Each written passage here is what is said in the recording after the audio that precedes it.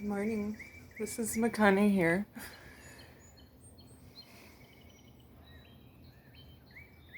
I wanted to share the beautiful sounds of the morning with everyone today. And consult with some guides we have here today.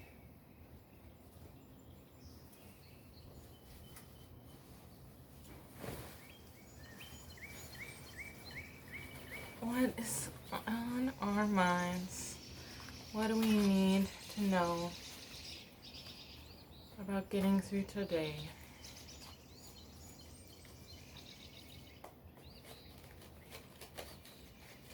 And what's on my mind is just safety of physical form, safety of body, safety, spirit, safety of loved ones.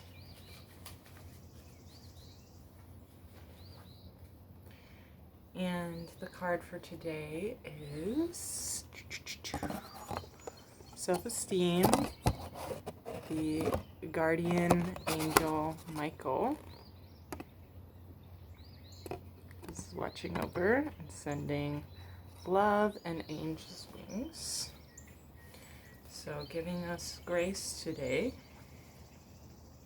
and reminding us that we have wisdom, strength, grace, beauty, and confidence in abundance. And when we can rise above, we do so beautifully. So sometimes we may feel like the odd one out. Others may not always understand or appreciate our full expression or our ideas or perspectives on different things, and we may have good reasons for those ideas, perspective, facets of self, idiosyncrasies.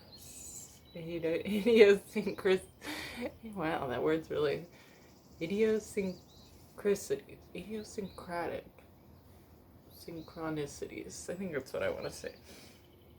In fact, sometimes we feel like the odd one out. We feel like it's hard for us to remain grounded and centered when we feel judged, challenged, or misunderstood. And it can be hard to communicate just like how it feels to just walk in your shoes and like spending your lifetime from one perspective and then coming into the world and hearing something from somebody else who's had a totally different experience. And that's going to bring up a sense of, alienation or misunderstanding, either for oneself or for another. So for all those who are marginalized or feel like their voice is not being heard, it's important to just honor and connect with what is truly you, like thinking about the you as a young being, pure of heart, and stepping into the world with curiosity, abundant buoyance, abundant joy, abundant energy to just meet all that comes your way. So it can be scary sometimes to go against the crowd or stand up for what we believe in if it's unpopular or ahead of its time. So if your views are not, if you're not sure what you're saying is going to be widely accepted, it can be very scary to speak out. And yet if it's something that comes from a deep heart conviction of love and care and concern, then it most definitely needs to be expressed or at least held on to. So as we're becoming spiritually mature beings and we start to see things around us, we start to realize, like seeing things happen around us, we have a choice in every situation that we have awareness in. If we don't have awareness, then we are not afforded that choice. So the blessing, the gift of awareness and being awake and opening our eyes to sometimes things we don't want to hear, or things we don't want to see, and learning how to step in sometimes and speak up for another who may not have the ability to speak up for themselves.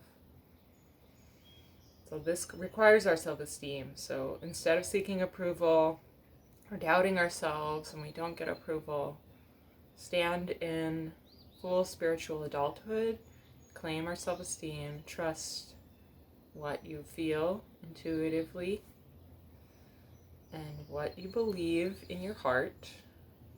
And I say heart because, sometimes our ego gets really latched on to these ideas, these concepts, and they may interfere with with a greater understanding. So there are many different facets of awareness, and I'd like to recall a discussion I had with a very awesome woman who was both a yoga teacher and a doctor to the homeless, to a free clinic, and she showed up with her whole heart in this class and just asked people to imagine a diamond and imagine every facet of that diamond is a little slice of the whole reflection of the world.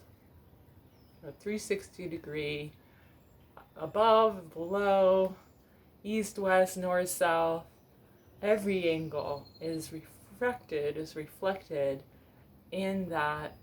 Let's maybe get away from diamonds because diamonds are hell problematic. Gem consciousness. And this beautiful gem is naturally formed and raw and refracting every band of light, and so every person has like their own angle, just like every crystal has like many different angles and crevices. And if you've seen like a raw quartz or a raw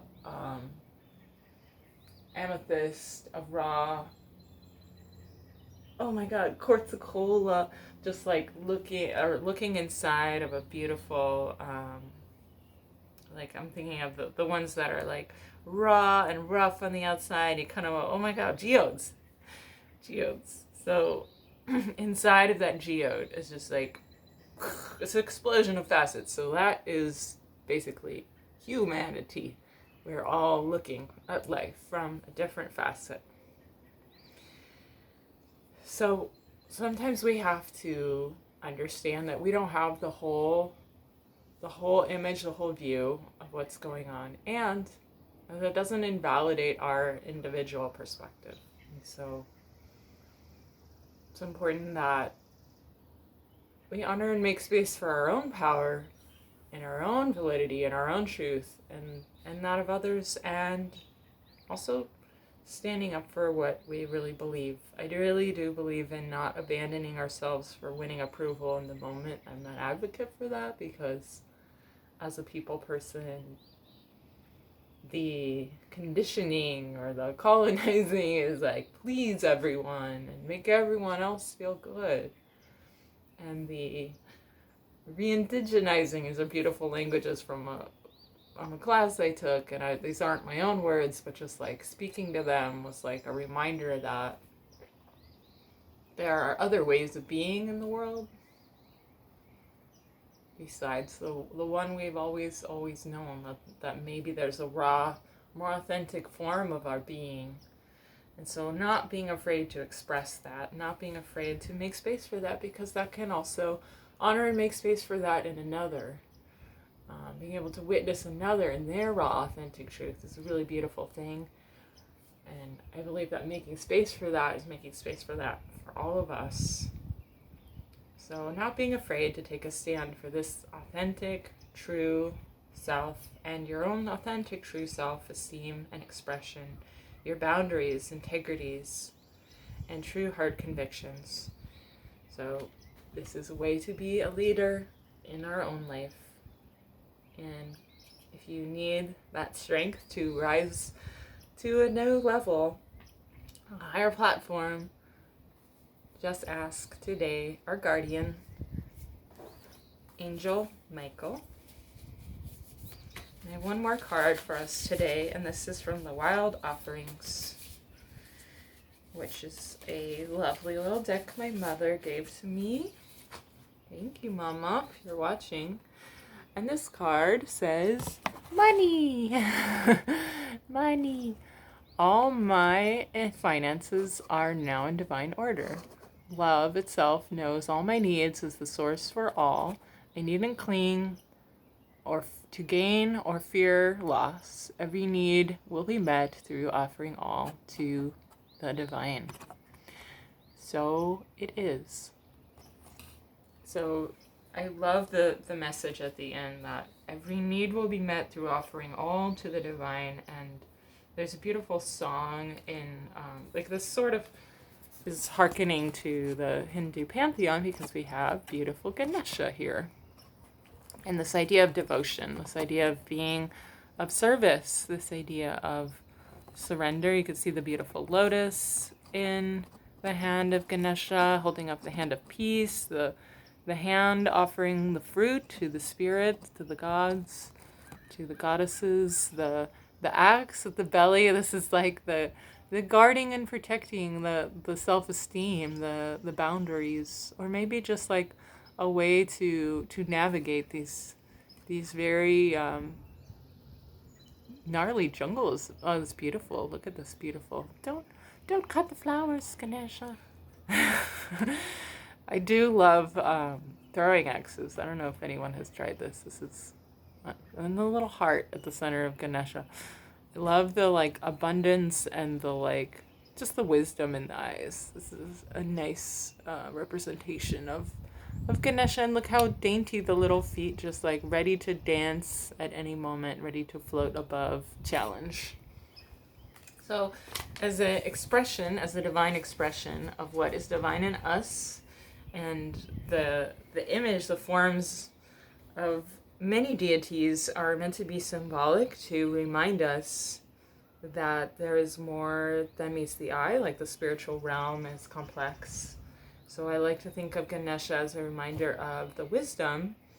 So the ancient symbol in India of the elephant goes back to the idea of them as sacred beings, that they hold memory. Elephants are a little problematic here in America, but it's not their fault. Elephants are damn cool because they're not all political, okay, guys? They're beautiful beings from the jungles, and they have wisdom for us, and it is that, you know, even with their massive form and strength, that they are very gentle. They sometimes will clash or, you know, have confrontations, but this comes from a sense of like loving their community and tribe. The elephant ways are beyond me. I don't know them, but I'm speaking about the elephants in the jungles, the elephants of the wild that I've witnessed in video are beautiful. They're graceful. They're not like the elephants that we in America have been taught about. They're very loving, and they're very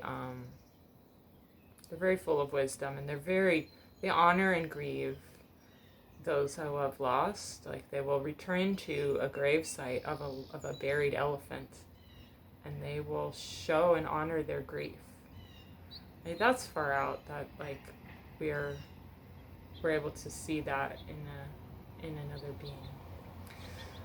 Well, this UPS truck is arriving and it's letting me know that it's time for me to feed my kittens. That must be our Chewy box. Sending so much love, and I hope you got to enjoy the birds with me today and their songs, and honoring what's come before us, the wisdom of connection, the wisdom of offering all to the divine, and trusting that we have a source for all we need. We don't need to cling to feel gain, or we don't need to fear loss. And in clinging, it's sort of like we're having our hands closed, and when we have our hands open, like this lovely figure in this card, we're open to receiving love, and that is the ultimate flow of the universe. Thank you for listening to me today. Be with your flow. So much love. Bye.